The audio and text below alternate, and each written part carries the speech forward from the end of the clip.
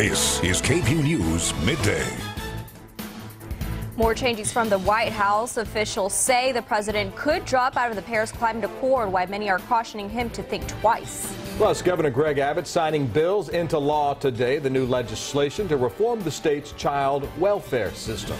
Good morning to you. We're glad you're with us. I'm Brian Mays. That's right. I'm Anna Reyes. Taking a live look outside on this Wednesday morning. We'll see what we're tracking today. There's some clouds in the skies today, maybe some rain in those clouds. Erica Lopez has details on that. Erica. We're definitely seeing our rain chances here in the central Austin area, but we're actually seeing the rain just west of us. The hill country has been busy for the last couple of hours, now ongoing showers. But for us here in Austin, 80 degrees for ABIA, 80 degrees in Camp Mabry. Dew points remain in the mid to upper 60s. The light south wind coming in at 3 miles an hour, but that is bringing in lots of Gulf moisture, keeping the clouds in our region and in our forecast. Here's what's going on for our western half of our region. Throughout the hill country, Mason and Gillespie County have been busy the last couple of hours. Some of these cells has been heavier at times, where we're seeing the heavy rain right now migrating northeastward just along 290 Harper, Morris Ranch. There's a moderate rainfall in your region,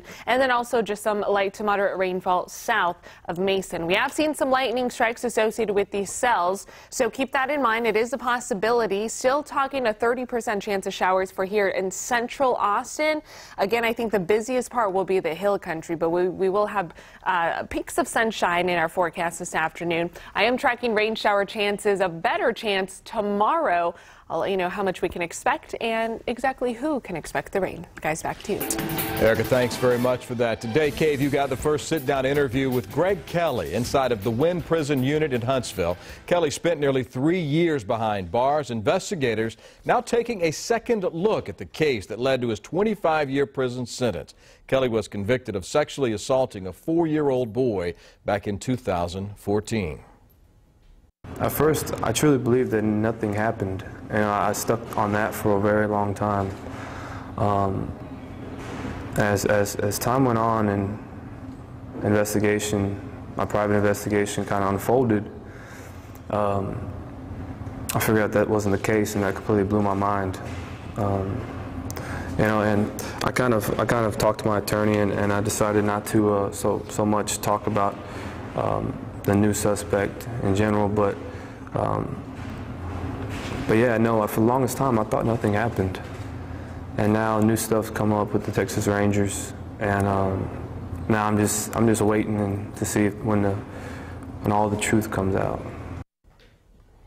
That's Kelly just minutes ago. Now, his attorney has now presented new evidence in the case. He referred to that, offering an alternative suspect. Prosecutors say Jonathan McCarty is that new suspect. Kelly will remain in prison at least until August. A hearing is scheduled for later this summer. KVUE's Tony Plahetsky is in Huntsville as we speak. He'll have a full report tonight on the news at 5, 6, and 10. With the end of the 85th Texas legislature, several bills now await Governor Greg Abbott's signature into law. Today, the governor chipped away at the list, finalizing legislation to reform the state's child welfare system. KVUE's Corey Coffin joins us live in the newsroom this morning with how these measures will help protect kids. Corey? Annavi, good morning to you. Abbott signed a handful of bills regarding child protective services. These bills come from both the House and the Senate and have been highly anticipated after years of problems with the child welfare system.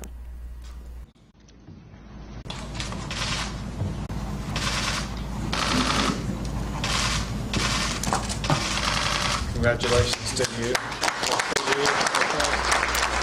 That's Governor Abbott signing that very first piece of legislation into law. Many have been pushing for an overhaul for child protective services after several cases were found to be mismanaged. Now, in extreme instances, a few of those cases resulted in the child's death. CPS workers have testified that they're overburdened with cases and that more recruitment is needed. There's also a shortage of foster homes. So, Abbott signed House Bills 4, 5, and 7 today, as well as Senate Bill 11 just moments ago. Now, by signing these bills, protocols into law. Lawmakers hope that Child Protective Services will have greater flexibility to place more children with relatives and kind of move the whole system toward a more community-based program. CPS will also get more funding to address staffing issues. And Abbott said today, with the signing of this legislation, he will hold CPS to the highest standards moving forward. He told the crowd he expects CPS to achieve a #1 ranking among the nation's welfare systems. Live in the newsroom, I'm Corey Coffin. Brian, over to you. I sincerely apologize. I'm a comic. I crossed the line. I moved the line, then I cross it. I went way too far. I made a mistake and I was wrong. That's comedian Kathy Griffin issuing an apology to the world this morning for sharing a photo of her holding a fake, bloody, decapitated head of President Donald Trump. Now, we're not going to show you the photo due to its graphic content, but if you would like to see it, it's on our website, KVUE.com. I understand how it offends people. It wasn't funny. I get it. I've made a lot of mistakes in my career. I will continue. I ask your forgiveness.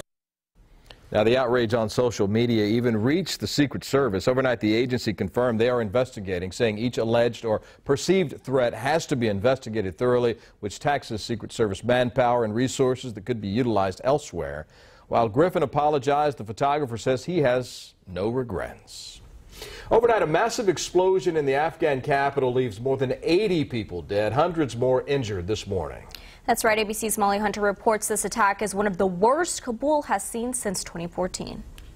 The deadliest attack in the Afghan capital in years, during the Muslim holy month of Ramadan and during the heart of rush hour traffic. Here, this is the moment the massive car bomb explodes, captured by an office camera, striking in one of the most secure, most heavily fortified neighborhoods in Kabul, right near the British and German embassies, just a mile from the U.S. Embassy.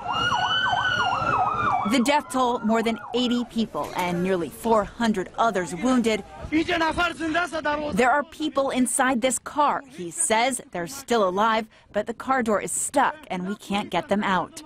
Medical teams on the scene, but not enough. The injured being taken away in any available vehicles. He says, I heard a terrible sound. When I opened my eyes, there was blood coming out of my shoulder. And the U.S. Embassy condemning the attack. The death toll sure to rise, the agony of a city that has suffered so much. Now, neither ISIS nor the Taliban have claimed responsibility yet. Surprisingly, though, the Taliban immediately condemned the attack. But who's behind today's carnage, we still don't know. In London, Molly Hunter, ABC News.